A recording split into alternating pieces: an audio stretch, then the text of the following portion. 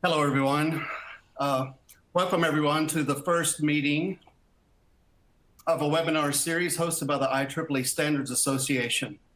For over 2 decades, IEEE has been at the forefront of developing standards for IoT, providing valuable tools and interactive platforms to multiple industry sectors as they evolve their use of sensors.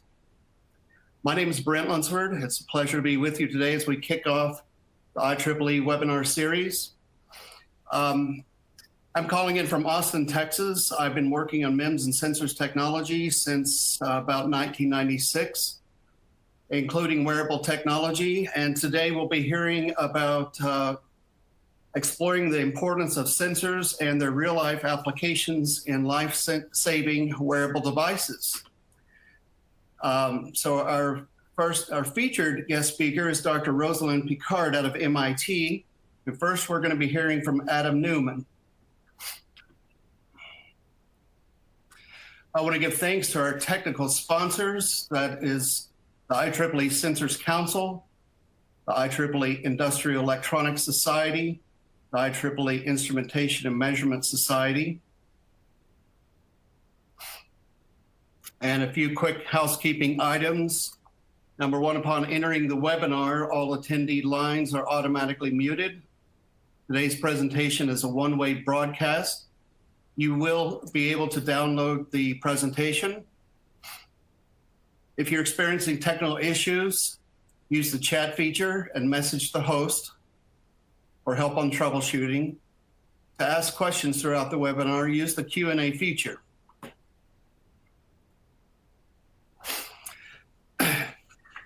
With that, I'd like to hand this over to Adam Newman, Senior Director of IEEE Standards Association, who will talk about the importance of sensor standardization and conformity assessment. Thanks, Brent, and good morning, everyone, or good afternoon, or good evening, depending on where you're located in the world. As Brent noted, I'm Adam Newman. I'm a Senior Director in the Standards Association. And I'm delighted to talk to you today about some of our work in standards and standards implementation in this area. So IEEE Standards Association is a pretty large and diverse organization. And as Brent noted, we have a number of technical societies that build and whose members implement standards and standards technology. So, sorry, I'm trying to turn on the pointer. There we go.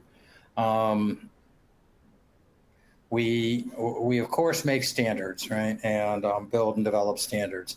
But in addition, we provide communities the ability to do a number of things around standards technology.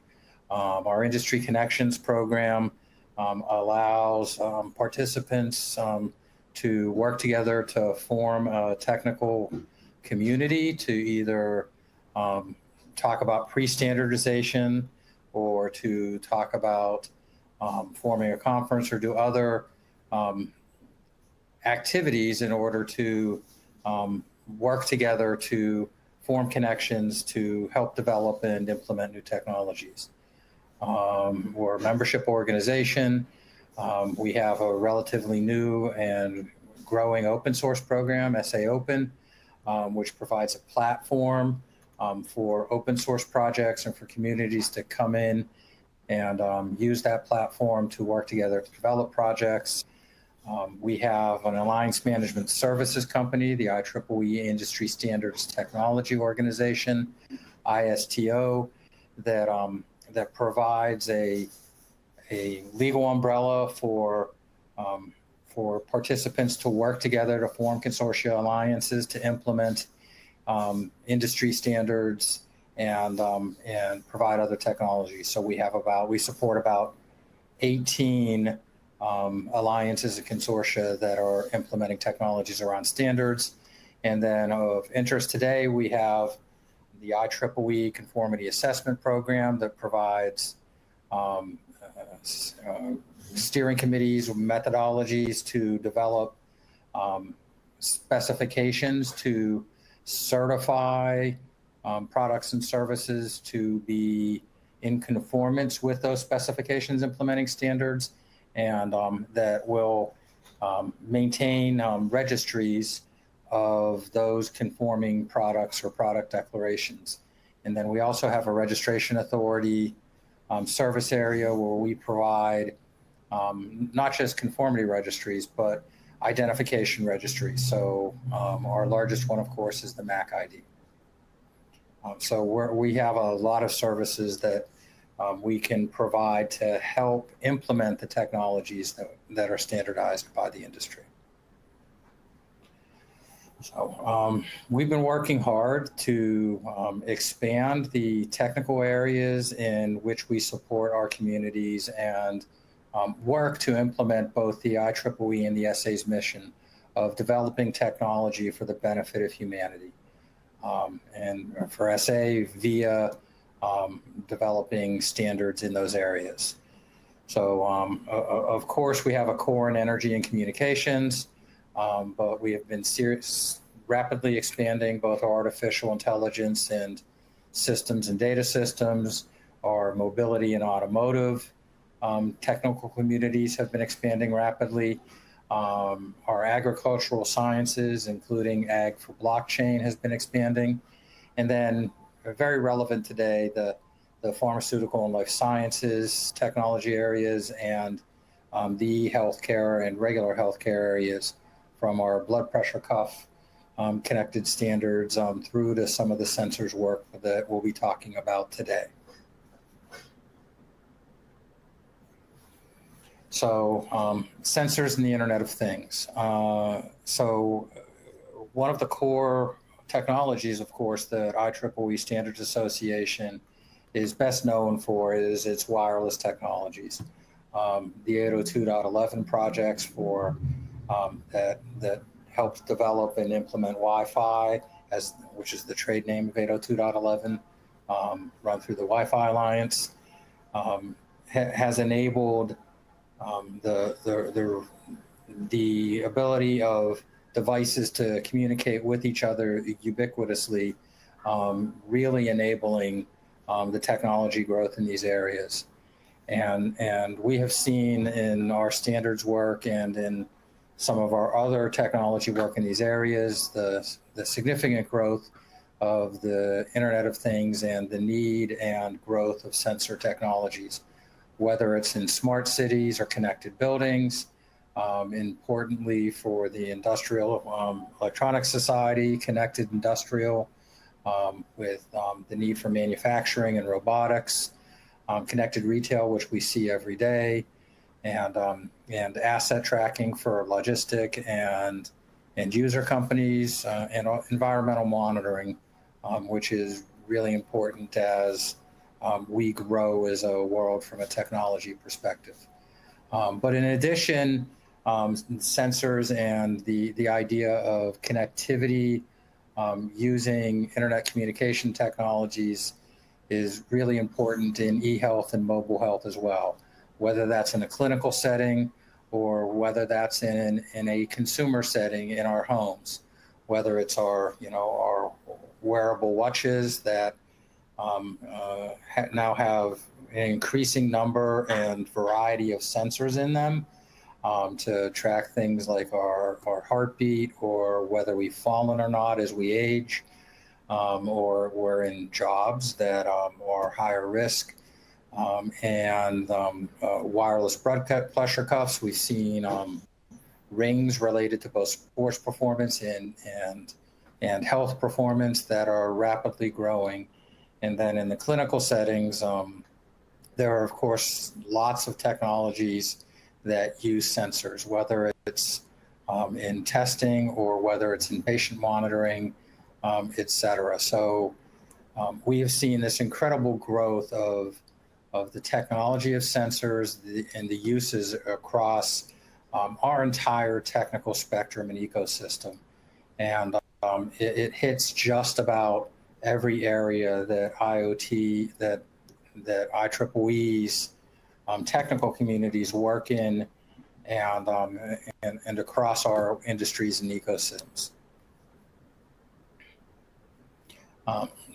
So IEEE has, I didn't count, but something like 20 or 30 standards in the sensor and IoT area, from industrial applications to just frameworks. Right? We have an IoT framework standard that includes standards. But current projects that's going on is the P2933, and there's a link at the bottom of the slides here. And as Brent said, you can download the PDF version of these slides in your resource center. But that project is looking at what in the systems engineering world we call the non-functional requirements for clinical IoT. And it's looking at a concept that the acronym has been developed called TIPS. So it's looking at the trust and identity requirements and the privacy and protection security requirements, as well as the general safety requirements. These types of non-functional requirements cut across the application, right? So whether it's a medical application or an industrial application, a non-functional requirement is not application specific. It's ecosystem specific, and it's so what kind of requirements are necessary to protect the private data that is collected and transmitted by sensors in this area, and is that different than the requirements for other types of sensors? Of course, in the U.S., we have the Health Information Privacy Regulation, HIPAA, that has certain rules with regard to privacy for health data, and how we also secure and protect that data. And that may or may not be different for other types of data, whether it's student data, whether it's industrial data, etc. And I actually randomly talked about an area that came up in the Q&A. So we do have to be specific, and that's why there's a separate project for clinical or health non-functional requirements, because those requirements may be different. So whenever you're setting up a framework standard, such as 2933, sometimes we have to have separate frameworks for separate applications, and that's why there is a separate health-related project for IoT, because those non-functional requirements may be different. This is a standard activity that is in progress. There is not a draft yet published for comment. So if you're interested in this area, participation is open. I encourage you to click the link and join the working group, or at least monitor the work that's going on, and let's make sure that we develop a standard that works across regulatory boundaries and across sensor types as greatly as possible, so that we develop a solution that works for everybody. So talking a little bit about sensors and certification and conformity. I think that it is clear by a previous slide that sensors use and manufacturing has grown exponentially, if not, here the slide says uncontrolled, but it's a huge amount of growth in the last 5 years. And as this previous slide from Qualcomm showed, they anticipate continued growth for the next 3 to 5 years on a similar basis. And when there's no standards or no programmed to test to that's either ubiquitous by type or by industry, that can lead to significant additional costs for testing and confirmation of meeting requirements on a purchaser by purchaser basis or an implementation by implementation basis. And that thing makes both manufacturing and procurement considerably more expensive for everybody, and that runs down hills to us as consumers. There are, of course, some industries, particularly in the consumer area, that are using Google APIs. The access standards and data across standards. And that's become sort of a de facto way of doing things. But that's certainly not the same as developing a consensus standard, particularly whenever there are trust and security concerns, that there probably should be a consensus agreement across the industry to protect and secure that data, rather than depending on a company's implementation, no matter how big and important that company is. There may be recommendation, but there isn't consensus set of protocols from a communication and cybersec perspective to help with IoT implementations in general, nonetheless specific ones to clinical. And of course, there isn't a per se conformity assessment program related to health or other sensors to make sure that that's done. And hopefully that's all work that will occur over the next set of years as this industry matures, and we can, as a Gestalt community and industry, help make this work safer and better for everybody. Sort of spoke to that slide, so I'm going to skip it. So one of the things we've done to help enable this is we've developed a registry. So that registry provides the ability for for a sensors manufacturer to register its sensors and whatever conformity information that is available with regard to those sensors, from either a standards or non-standards or functional requirements perspective, and so that it will be a resource for both manufacturers and procurers and researchers. Right now, we're making this available at no fee to try seeding it and getting the project off the ground.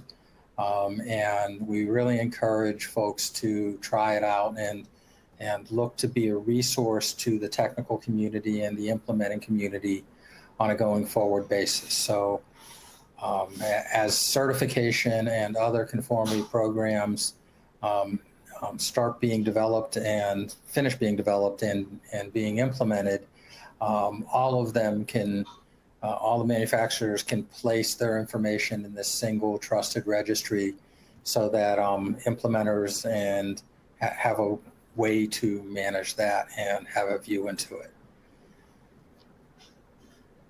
So that was my last slide. Thank you very much. I'm just about on time here. So I want to get us to our main speaker as quickly as possible, and we have some time for questions at the end, hopefully.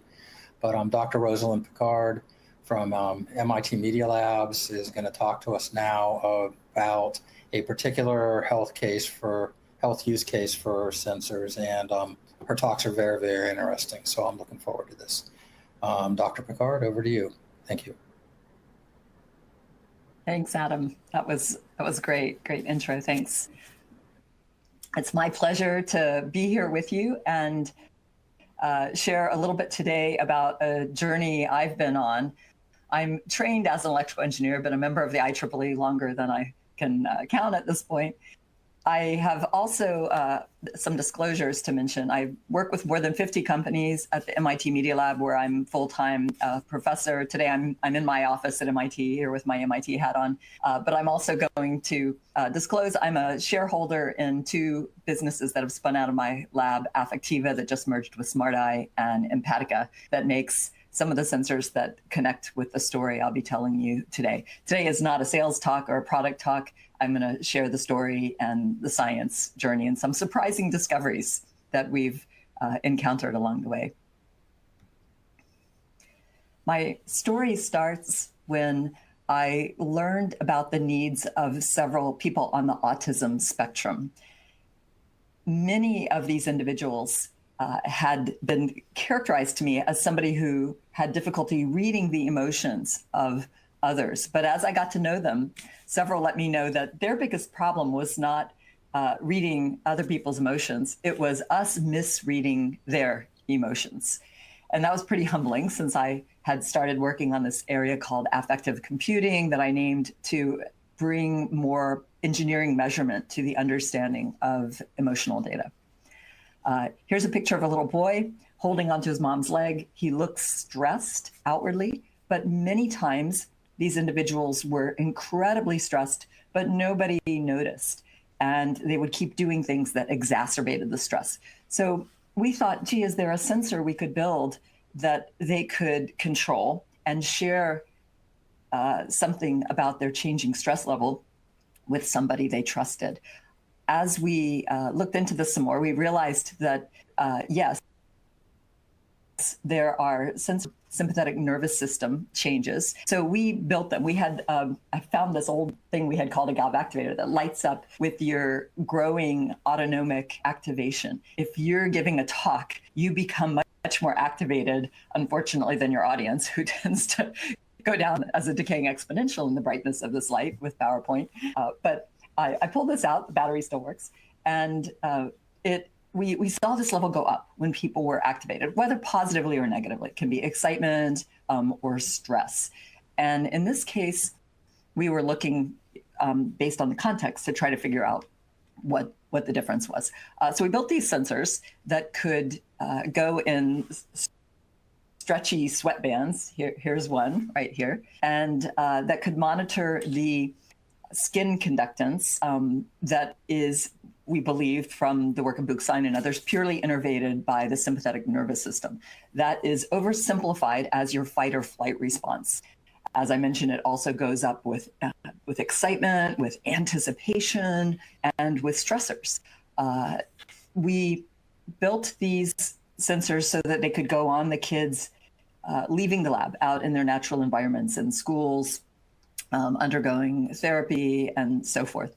The first one that we built was in a sweatband, like shown here. And here's some data from an MIT student, the very first time we ever saw this continuous electrodermal activity data monitored, in this case, from the wrist of a student. And let's zoom in here and we can see a couple interesting things.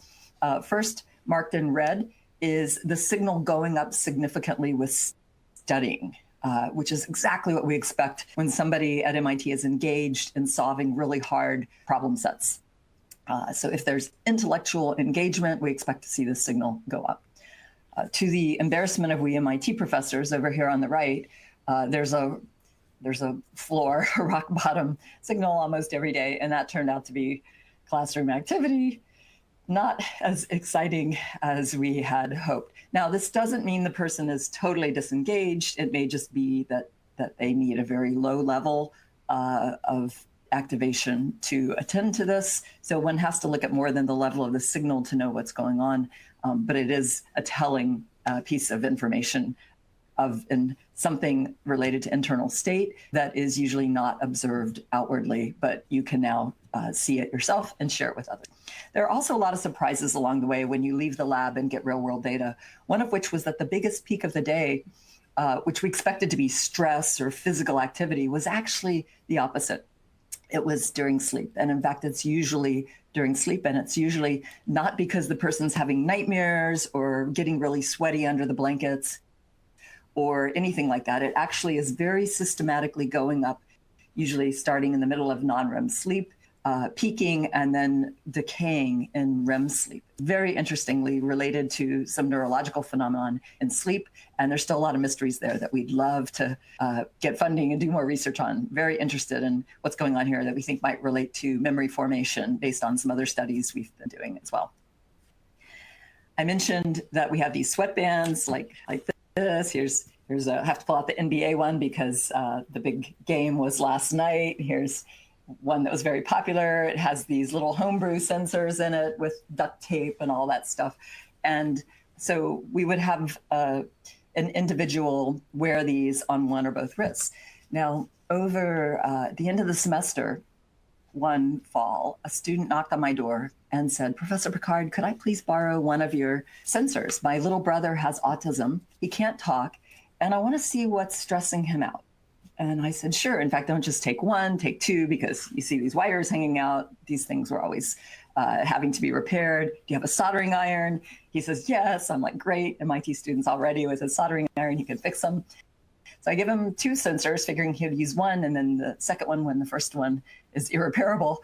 Well, he disobeys me, puts them both on, and I am so grateful he did, because I'm back in my office looking at the two streams of data for this little non-speaking boy, and they're both really low. And I thought, well, they look like they're on properly, but this kid looks pretty calm. Next day, both really low, pretty calm. Next day, same thing, kind of boring. And I'm starting to kind of flip through, and I get to the next day and my jaw drops. One side stayed low and the other side had the biggest peak I've ever seen. Now, my first thought as an electrical engineer is, it shorted or the sensor broke in some way that was hardware related. So I started trying to replicate this weirdness in the lab, but actually it turned out that it was not the sensor. I'll save you the debugging story, although this audience probably would actually appreciate it. And I gave up and after my debugging failed and called the student at home on vacation. I've never called a student at home on vacation. I was a little worried about that. Hi, sorry to bug you on your vacation. How's your little brother? Do you have any idea what happened to him? And I gave the exact date and time in the data. And he says, I don't know, I'll check the diary. And I'm like, MIT student keeps a diary? Like, come on, like what are the odds a teenage boy wrote down all of this information? Well, he comes back, he has written down exactly the date and time, and he says, that was right before my little brother had a grand mal seizure. Now, I didn't know much about, I didn't really know anything about grand mal seizures. I started researching that, and next thing I did was screw up my courage to call Dr. Joe Madsen, who was the chief of the neurosurgery group at Boston Children's Hospital, and asked, hi, Dr. Madsen, my name is Rosalind Picard. Do you know if it's possible that a patient could have a huge sympathetic nervous system surge 20 minutes before a seizure? I didn't want to tell him it was just on one side because I figured that was crazy, right? Like, how can something make you sweat on just one wrist and not the other? And he says, it probably can't be the case that you have this peak 20 minutes before a seizure, which was the time we saw in our data. But he said, it's interesting. We've had patients whose hair stands on end on one arm 20 minutes before a seizure. And I said, on one arm, and we got to talking. I shared the data. Next thing you know, we got a bunch more sensors made, safety certified, approved by the Children's Hospital Ethics Board. 90 families were enrolled. All of the children were candidates for brain surgery because they all had seizures that were refractory to drugs. We put our sweatband electrodermal activity sensors on both wrists when possible. And what we learned was that almost always the grand mal seizures spread to both sides. And pretty much always, when we had tightly synchronized data with the brain activity, the electrical activity in the brain started at the same time or slightly before the electrodermal great peak. So we were not 20 minutes in advance of a seizure in most cases. However, what we did find was that 100% of the grand mal seizures that we measured in that first cohort had electrodermal activity that went more than 2 standard deviations above the baseline period preceding the seizure. And you see an example of that here. 3 seizures are shown here for a teenager. The seizure itself is only the duration of the thickness of this little red line. The seizure is only a couple minutes. These are hours here across this axis. The height here is the skin conductance, like you saw in the MIT student case, going up with cognitive load, really peaking with sleep. Biggest peak of the day was usually sleep. Here, this is the boy's sleep. So the sleep is down here, kind of in the New England forest, and these 3 seizures are like California redwoods popping out of this New England forest. They're really huge signals. Now, I have a background in signal processing, and when I saw this, it was like, oh, how could, what is causing these huge signals? Furthermore, while there's a lot of physical activity at the beginning, which maybe could cause the person to sweat or motion artifacts, that physical activity was only a couple minutes and did not explain the duration or the area under the curve or the amplitude of this skin conductance response. So we set out to try to figure out, why is this so big? What is going on? Now, this took me on a journey that as an engineer, I was pretty unprepared for. I've never had Medicine 101, and I quickly started to learn a lot about a very narrow area. There's an area called SUDAP, and I wish I could see a raise of hands here. How many of you have heard of this before? Because too few people have heard of it. Probably all of you have heard of SIDS, sudden infant death syndrome. Well, now there's a lot of belief that SIDS may be a subset of SUDAP, except that applying to children ages 0 to 1 in many cases, probably not all, but in many cases. SUDAP is the #2 cause of years of potential life loss of all neurological disorders. Stroke is actually classified as a neurological disorder, and it's #1. Lou Gehrig's disease, multiple sclerosis, Alzheimer's, Parkinson's, meningitis, encephalitis, all of these take less of the number of lives times number of years of life expectancy left from our population. Now, it's also the case, the slide looks a little mangled, but all of you listening today and people you share this with could help prevent SUDAPs. We think we could drive down that plot, probably more than 65%. What is this? Well, it's happening every 7 to 9 minutes. It's when a person diagnosed with epilepsy is found dead. And technically, it's when an autopsy shows no cause of death that can be found. So you can't say it was a heart attack. You can't say it was drowning. You can't say it was trauma, head injury. You know, they didn't wreck the car and bleed to death. There was nothing that they could attribute to an accident.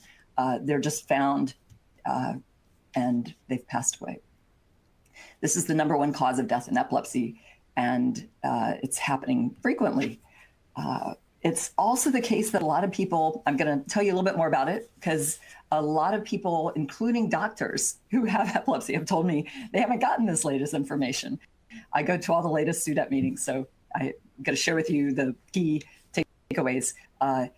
The rate of it is much higher than generally reported. They usually report this general rate across the whole epilepsy population, which includes people who don't continue to have seizures. You know, their seizures are controlled by medication. When you look at people who are still having seizures, the rate is more like 1 in 150 SUDAPs per person years, and per 1,000 person years, 1 in 150. And what we find is that the rate actually goes up the longer you've had epilepsy or the more uncontrolled your seizures. So if you know anybody who's having convulsive seizures, make sure they learn about SUDAP, because it looks like there are things they can do to prevent it.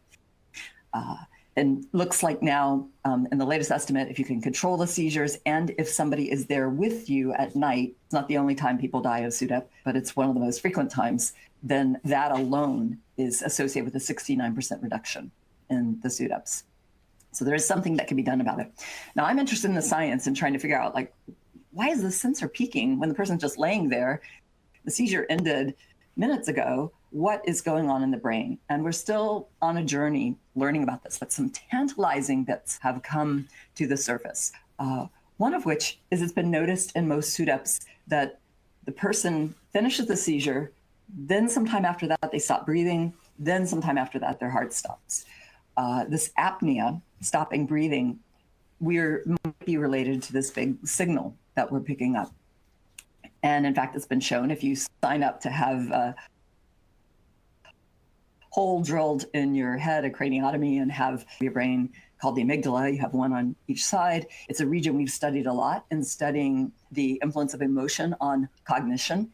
And this region, if you stimulate it at a certain frequency, takes your breath away. You're fine, you're conscious, you could be answering email, but you stop breathing until somebody says, "Hey, Roz, what you doing?" And I open my mouth to speak and I inhale. So I'm capable of breathing, but I don't breathe when that region is stimulated in a certain way. If somebody stimulates me by asking me a question, touching me, flipping me over, then I breathe. So one thing they've noticed that's fascinating is that most of these SUDAPs, or a lot of them, appear to be, or possible interrupted SUDAPs, are when a person is found not breathing.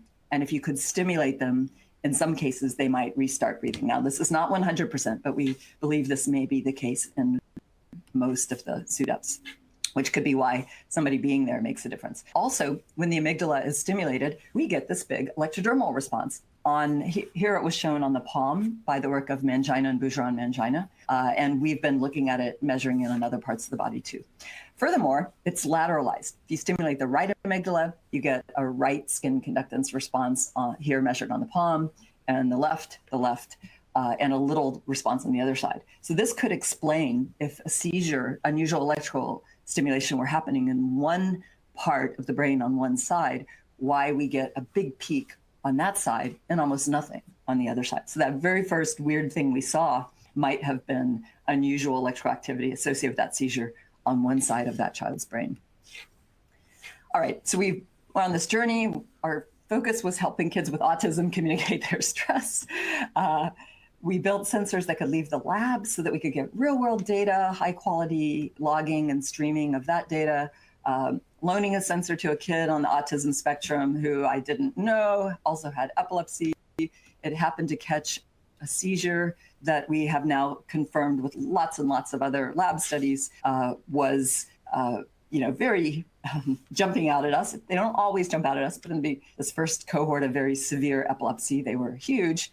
And so with lots more careful studies with partners at Children's Hospital Boston and Brigham Women's Hospital, and then PhD work by my student Mingzer Po, who led this study and built the sensors used in this particular study.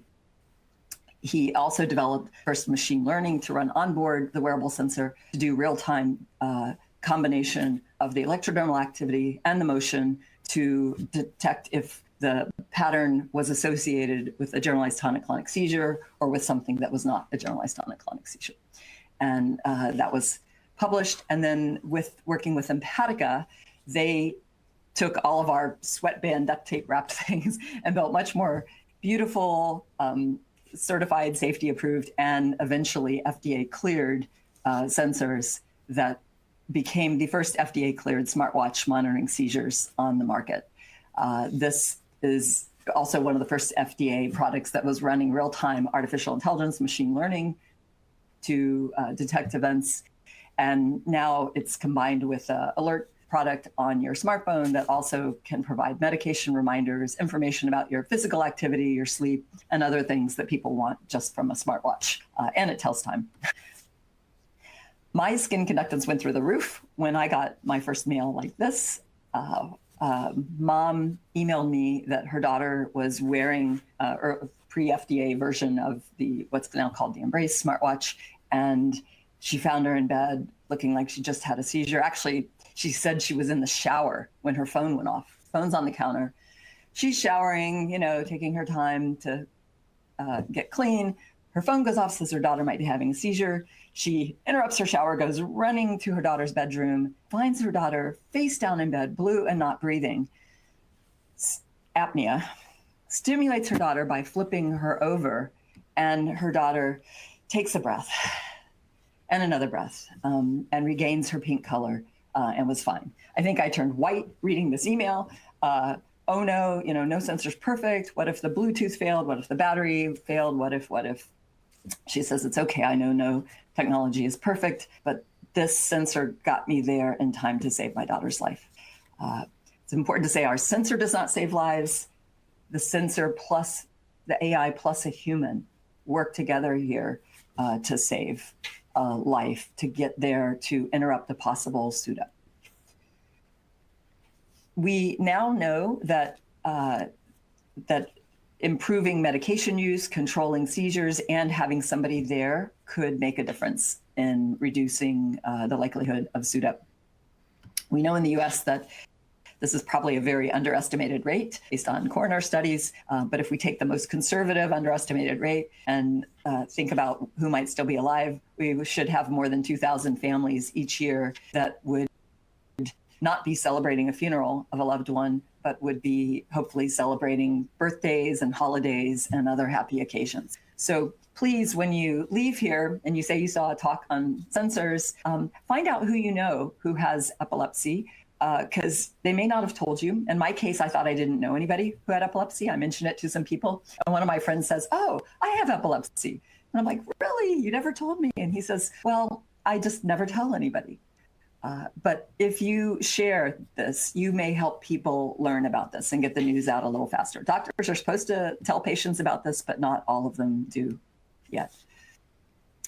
Patients describe a device that helps, a sensor that helps bring other people to them at a time of need, that tells people how to find them if they're willing to share their GPS, which this certainly can do, as very freeing. This is an AI technology that works with a person to potentially be life-saving, but also just to bring freedom and lower stress to people who are afraid they may be found. And Kurt Eichenwald has an amazing story. This should be a thriller movie. He's an incredible writer telling stories of these kinds of experiences. We have been very interested in the science, again, of what could a set of wearable sensors on the body tell us about what's going on deep in the brain without having to do this invasive electrical probe in your amygdala or hippocampus or these other important regions of the brain involved in emotion, memory, attention, pain, real foci of things we want to understand to improve people's health and lives. And we have been learning about these mappings through both the work of others that have published this, like the reference I give here, and through some new collaborations going on at Vanderbilt University and Dartmouth University. Some of this work is written up in a very short overview paper recently by my PhD student, Christy Johnson, and me, and published in Neuron. And I invite you after this talk, to check out these references. Also, we have lots of publications talking about the work that I'm only giving you a high-level story of here today, and definitely encourage you digging in the details. All right, one last story to wrap up here, some future directions and areas that we're going in now. Many years ago, my boss at the Media Lab came to me when I was just building AI that didn't really do anything but make machines smart. This was before the epilepsy work. And he said, Roz, when are you going to do something useful? And I'm like, well, what do you want? I'm kind of having fun in my world of computer vision and AI. And he said, could you build an AI that tells me my wife's mood before I go home? And I thought, I don't know. I mean, we're not really measuring mood. And I wasn't really sure that was doable. We were working on much more specific physiological patterns associated with other state changes. So I kind of parked it for a long time. And also, mood rings were stupid temperature sensors, right? At MIT, we like to do things that are hard and important. Well, as the last decade unfolded here, and especially as the pandemic has unfolded, we have seen the #1 health concern, not just in the US, not just in Africa, but globally, is mental health. And in particular, anxiety disorders and depression have climbed to the top. We especially see the rates climbing really since the iPhone came out, although this is not a causal claim here, just the timing since in the youth, as youth have gone through whatever they've been going through for the last decade, we've seen their rates especially skyrocket. So this is a very serious issue. And there's the kind of data that the psychiatrists get is mostly survey data. And as we approached the best psychiatrists and said, you guys now, you can measure all this stuff in the brain, you have all this biochemistry, you have all this neuroscience, you have all these cool findings. If somebody gets to you early, can you treat them? Can you understand how to fix them, right? And they said, sometimes, but most of it, we still don't know what to do. And I thought, this is a problem for engineering. This is a problem for sensors. Sensors are really good at picking up lots of little details that they're missing. They're missing behavioral changes and daily physiological stress patterns and sleep patterns and all kinds of other interactive patterns. So we started taking a sensor-based approach to this, bringing lots of objective measurement to many things, including sleep-wake cycles and circadian rhythms, physical activity patterns, light exposure patterns, autonomic stress patterns, and social interaction, both through SMS, phone calls, network analysis, and also GPS and location patterns. This was before the pandemic. What looked really important before the pandemic all changed during the pandemic there in bad directions, not a good indicator for mental health. virtuous acronym my students have ever come up with. Sleep networks, affect, performance, stress, and health using objective techniques, the 30-day snapshot study. With these data, we're able to do a lot of machine learning and ask a lot of interesting questions. And I invite you to dig into our papers. There's a lot of stuff we've done on this. I'll just give one example here where we combine the wearable data, the smartphone data, with machine learning that not only focuses on mood, but focuses on mood, stress, and health to learn how to separate those. So we put health in initially just to improve the mood and stress monitoring, because we figured if you were sick, it would affect your mood and your stress. We weren't really focused on health. Well, to our surprise, it actually wound up giving it all three problems at the same time with this multitasking deep learning framework, actually improved its performance on all of them significantly, especially when we personalized part of the machine learning with the last layer with some previous data from that person or people like them. So to our surprise, suddenly we were using a wearable and smartphone, getting 82% accuracy, classifying if tomorrow a student is going to be well or sick. I was not expecting to do that. Once again, start working on one thing, look at lots of data and find that there might be something interesting about a different thing here. This caused me to remember some other interesting things I'd seen in my sensor data the night before I had gotten sick, when I thought, you know, you're tired the night before. Are you just pushing too hard, or are you getting sick? How do you tell the difference? Well, you usually don't know until the next day. So is it possible we could be mining the sensor data in a way to better understand that? And this work during the pandemic, actually before the pandemic, HHS, Duke, DARPA, others joined in and started to support really nice studies run out of Duke with controlled inoculation of influenza, rhinovirus, H1N1, swine flu, and looking at systematically what our sensors were showing when the person was certified as not sick. Then they get the inoculation, each day's nasal swab. When does the nasal swab show that you're shedding? You might be contagious with the virus. What do our sensors say about forecasting that you might be shedding, even if you have no symptoms? So we started doing this with flu a bit before the pandemic hit. And then when the pandemic hit, all of those human subject studies had to come to a screeching halt. We weren't allowed to see people in person. So we repurposed everything. And with our partners, we're able to do studies with with SARS-CoV-2. And very exciting, through super hard work of Empatiga and partners at Stanford and several hospitals, they've just been able to get European CE mark. That's the European medical approval to market the device over there. They do not yet have FDA clearance, but hopefully that will soon happen. In which case we can look at, this is a new device coming out soon that was developed with the support of NASA TRISH, the Translational Research for Space Health with NASA for the Mars mission. And with this device that's monitoring a good bit more than the Embrace device, and running the AI on board, we should be able to let you know the night before when you're feeling kind of run down, even if you're not feeling any symptoms, if you might be at heightened risk of shedding one of these respiratory viral infectious disease agents. All right, let me just wrap up quickly so we have time for Q&A. Beginning of this journey, we were focused on helping individuals with communication challenges to communicate what they told us they wanted to communicate, which was their stress. So we built sensors that would leave the lab and go get real world data to see if it could be helpful. We came into a lot of surprises, things like during sleep, when you think they're calmest, there's actually changes happening that we think now are related to neurological processes during non-REM sleep.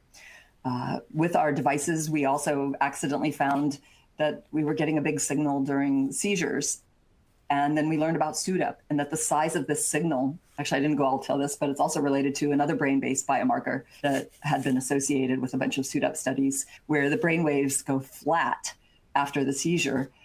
So your EEG says there's no brain activity. Meanwhile, our sensor's firing like crazy, which tells us what's going on. And then we learned that the brain activity measured on the surface is not picking up stuff that's deeper, which is what's the stuff driving our wrist-worn signal. Weird that deep brain activity is showing up here, not on the scalp.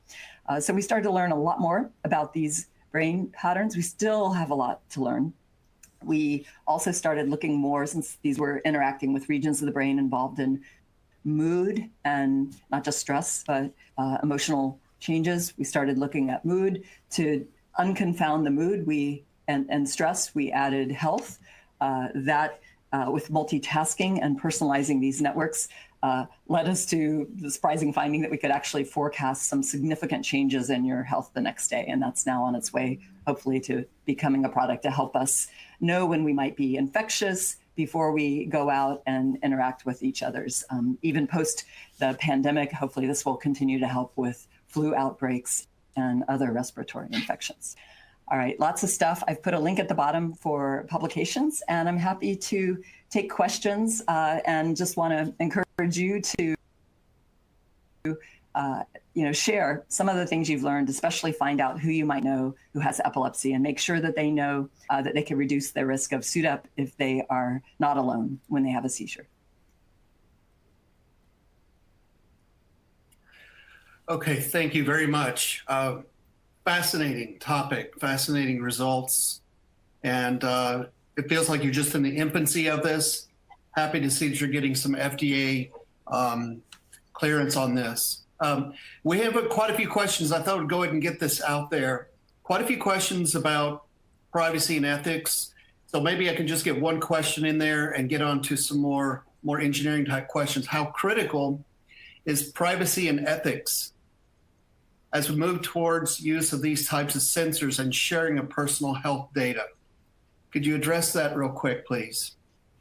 Thank you. Yes, we are doing a lot on that. And I have sometimes given a full presentation on just that topic. Thank you for that question. We are very concerned about it. One of the surprising things we learned early on is that even your motion data, right, in the earliest step counting sensors, if you sample high enough, even like 32 hertz for the accelerometer, we can, some work Javier Hernandez in my lab did show that we can pick out your heart rate and respiration and not only tell, how fast your pulse is beating or how fast you're breathing, but the topology of that, the actual signature response in a small group of people can be used to identify each person. So you might think when you're holding still wearing an accelerometer that sharing that information is not going to allow anybody to identify you. But in fact, it can in a small group. So we started to realize that a lot of things we thought were de-identified are not de-identified. You can actually re-identify people quite easily.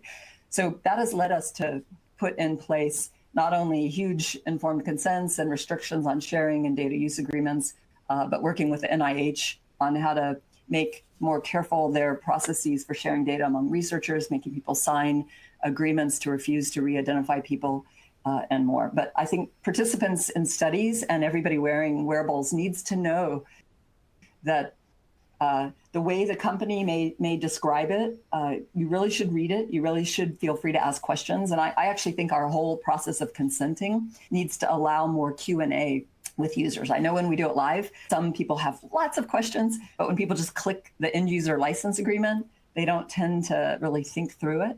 So I'm a fan of these license agreements that, kind of quiz you and give you more information and check your understanding as you go. And we really need to educate the public more about what can be done with their data. And also, I think, put in place more regulations like GDPR. For example, my spin-out company, Empatica, was under GDPR originally in the EU. In fact, they were already voluntarily under essentially that before GDPR came along because we were following the strictest IRB protocols. So they also practice that in the US, but a lot of US companies don't. A lot of US companies are pretty willy-nilly with your data, and it's pretty horrifying. Okay, So thank you. So Brent, just to add to that, it's Adam. The need for regulation is clear there a little bit, but it's also the case that this is the kind of thing at least a framework level that our communities are looking at from a standards perspective. And to Dr. Raz's point, certain companies are going to do it or try to do it right out of the box. Other companies may or may not. And certain regulatory areas are going to care a lot about consumer privacy, and others might not.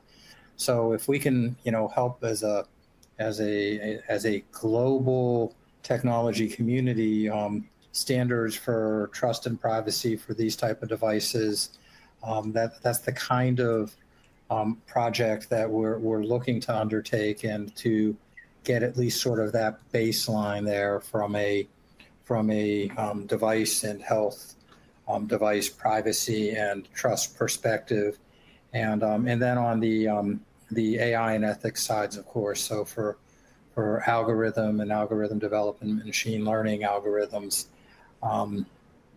we have some standards projects there as well, because understanding and having some transparency on algorithms and algorithmic development can be important as well. So it's really the combination of the consumer data privacy agreements and understanding them and education around them, with some technological standards and or frameworks, so that we can develop sort of trust in the system. So it's a really important question and area. Thank you. It is. Okay, thank you very much. Think I have time for maybe one more question, possibly two. What kind of sensors are used to detect the electrodermal activity? And what is the scope of the microwave sensors to detect wrist skin conductance? Can you address that, Professor Picard? Yeah, actually, I'll just recommend, so we've used, I thought of, like, I brought a ton of the early sensors. We've built so many. We have used conductance, resistance, impedance. There are lots of ways electrically you can measure this, and different devices do it differently. So if you're interested in a particular device, feel free to look that up. And I highly, highly recommend Wolfram Buchsein, Buchsein, his book, that talks about some of the advantages and disadvantages of lots of the different ways to measure the electrodermal activity. And there are different pros and cons depending upon the constraints of your sensor and your needs. Perfect. Thank you for that resource. That should be very helpful. One more question. Can we use this similar technology to forecast other neurological events or neurological events? Great question. We are very interested in forecasting.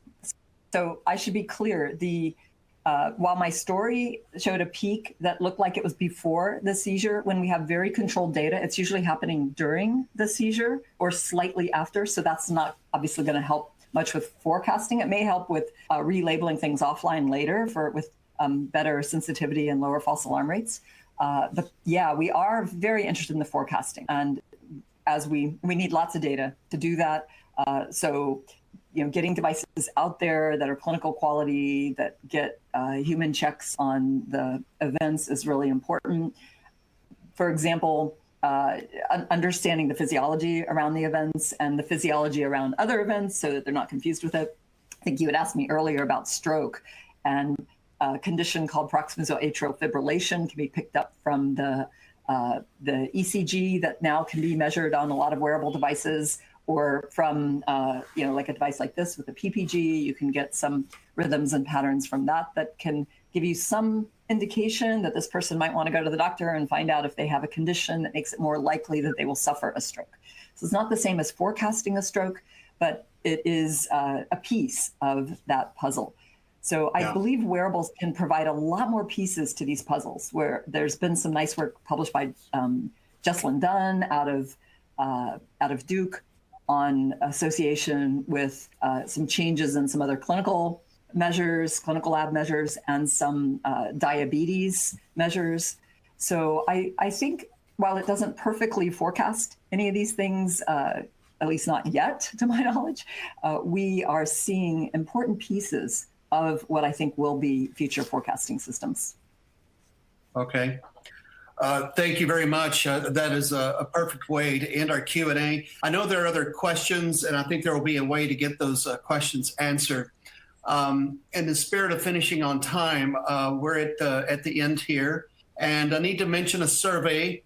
There will be a survey to fill out at the conclusion of this webinar, and there's a prize associated with the first 10 people that fill out the survey. And as I mentioned when we started this is a series of webinars. The next webinar will be held on September 22nd at 11 a.m. Eastern Time on the path to sensors interoperability.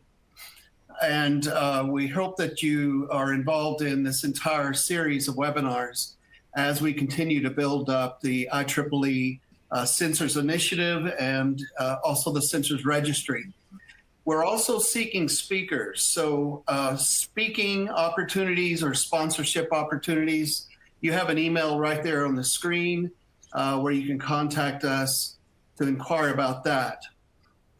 And with that, we're at the end of the webinar. I want to thank our speakers, both Adam and Professor Picard. Thank you all for joining us today. I hope this was insightful, and I look forward to seeing you at the next webinar. Thank you.